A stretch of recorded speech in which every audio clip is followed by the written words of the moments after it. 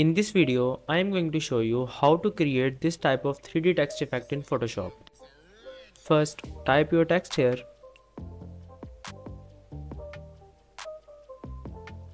The font which I am using, download link in description.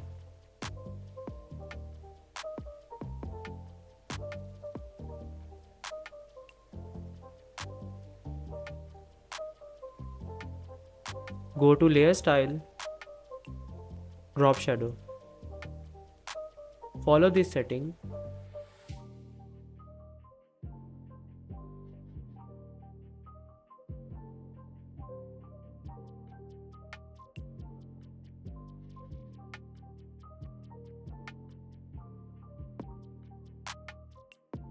Press Ctrl plus T for free transform.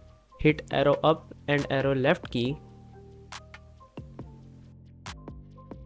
Press Shift, Ctrl, Alt plus T multiple times. Hold Shift, select the top layer and bottom layer. Press Ctrl plus G. Go to layer style, drop shadow. Follow this setting.